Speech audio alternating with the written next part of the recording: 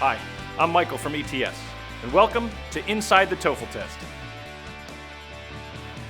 Today, we're going inside the speaking section, specifically questions 3 and 5, the integrated speaking questions about campus situations.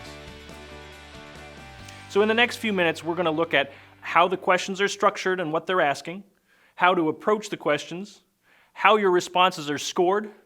We'll look at a sample response that received a high score, and we'll give you some tips for improving your speaking skills. So here is generally what the questions will look like and how they're structured. In question 3, you will read a passage about a campus-related topic. Then you will listen to a response to that topic. Then you will have 30 seconds to prepare your response and 60 seconds to speak your answer. For question 5, you listen to part of a conversation, then you will have 20 seconds to prepare your response and 60 seconds to speak your answer. Now let's look more closely at what these campus situations questions look like and what they will be asking you to do. For question 3, where you have both reading and listening passages, you will be asked what the opinion is of a speaker in the listening passage. And you'll need to explain how that person's opinion relates to the issues presented in the reading passage. So you're essentially summarizing and combining information from two sources. Here's an example of this type of question. This one is about the student government's decision to buy a new sound system. What else is there to do on campus? What do you mean? I mean, there isn't much to do on campus besides go to the movies. If there were other forms of recreation or other social activities, I don't think most students would have said that going to the movies was their first choice. The man expresses his opinion of the Student Association's recent purchase. State his opinion and explain the reasons he gives for holding that opinion. For question 5, where the listening passage is a conversation about a campus problem and one or more solutions, you will need to describe the problem and then give your opinion about what the solution should be. Here's the example of question 5 about tutors and study groups. Another option, I guess, is to form a study group with other students. That won't cost you any money. That's a thought. Although once I was in a study group, and it was a big waste of time. We usually ended up talking about other stuff, like what we did over the weekend. But that was for a different class, right? I've actually had some pretty good experiences with study groups. Usually students in the same class have different strengths and weaknesses with the material. If they're serious about studying, they can really help each other out. Think about it. Briefly summarize the problem the speakers are discussing, then state which solution you would recommend. Explain the reasons for your recommendation. Now here are some tips for how to approach these kinds of speaking questions. Number 1, be careful not to speak too quickly, because this might make it difficult for the reader to understand you. The questions are designed so that if you speak at a normal pace, you will have enough time to give a complete response. And you'll get better at this if you time yourself when you practice. Number 2, in question 3, where you have the reading passage, then the conversation between two speakers, listen carefully to the speaker's reasons for agreeing or disagreeing with points made in the reading. Then make sure you summarize the opinion of the speaker in your answer. Number 3, for question 5, as you listen, focus on identifying and understanding what the problem and possible solutions are, and then write down a few key words or ideas on your scratch paper. But remember, you need to do more than summarize in your response. You also need to give your opinion. So don't spend too much time summarizing. Use most of your time explaining why it is the best solution.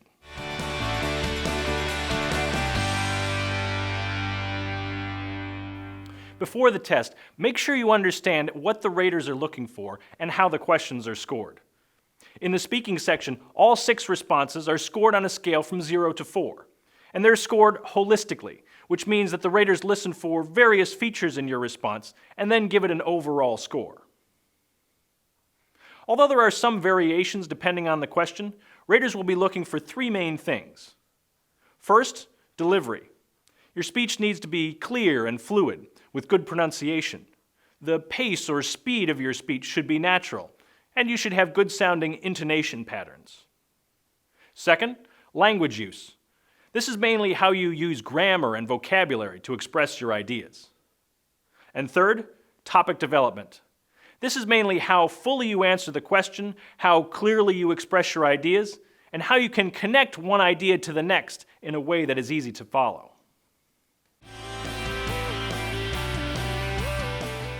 Now let's listen to an example of a speaking response that received a score of 3 on a 4-point scale. This one is responding to question 5 about tutors and study groups. The man has a problem that he takes a calculus class, but he does not do well in the calculus, so he's worried about the final. There are two possible solutions, and the first one is get the tutoring program, and the second solution is to form a study group. I think that the second solution is better than the first one for several reasons. First reason is that study group does not need money, but still get help. Also,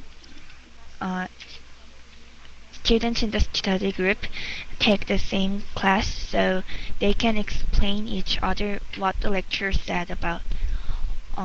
Finally, if students concentrate on the study group, they can improve their grades at final exam because they can talk about the class content. Now let's look at this response in terms of our 3 main criteria: delivery, language use, and topic development. First, delivery. The speaker is generally easy to understand, with good pronunciation and pacing, so she gets a good score for delivery. He does not do well in the calculus, so he's worried about the final. The other two. But language use is another story. We can't give this response a 4 out of 4, mainly because of her imprecise use of language. One example is when she says this: Study group does not need money, but still get help. Also, this could have been much more precise by saying, for example, students can get help from a study group without spending money. they can explain each other. Topic development is actually quite good in this response. She communicates the important information in a clear and coherent way by stating the man's problem and efficiently summarizing the 2 proposed solutions. I think that the second solution is better than the first one for several reasons. First reason. And she explains the reasons for her preference in terms of the advantages of study groups. Basically, that they are both free and helpful. So overall, this meets all the criteria for a score of 3 out of 4. For more details about how the integrated speaking responses are scored, see the speaking scoring guides on the TOEFL website.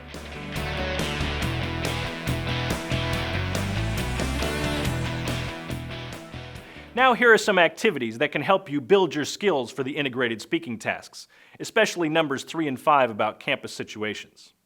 1. Find an online newspaper from an English-speaking university. This will be a good source of practice topics for questions 3 and 5. Look for topics like admissions, housing, student activities, registering for classes, school improvement plans, sports, and more. Then choose an article to discuss with your speaking partner or study group. 2. Record yourself when you practice and listen to how you speak. When you listen to yourself, you'll be able to hear some of your mistakes, as well as your tone and pacing. 3. Find listening and reading material that are both about the same topic. The material can contain similar or different views. Then prepare an outline of a 1-minute response that includes your opinion, 2 points to support your opinion, and 1 detail or reason to support each point.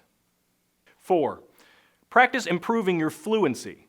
So take that 1-minute presentation and deliver it a few times. And each time, try to improve it a little bit. Smooth out your phrasing. Use different wording for the same ideas. Avoid unnecessary pauses. Use transition words. Those kinds of things. There are lots of ways to improve your English skills. Whatever you do, keep practicing. And good luck on your TOEFL test.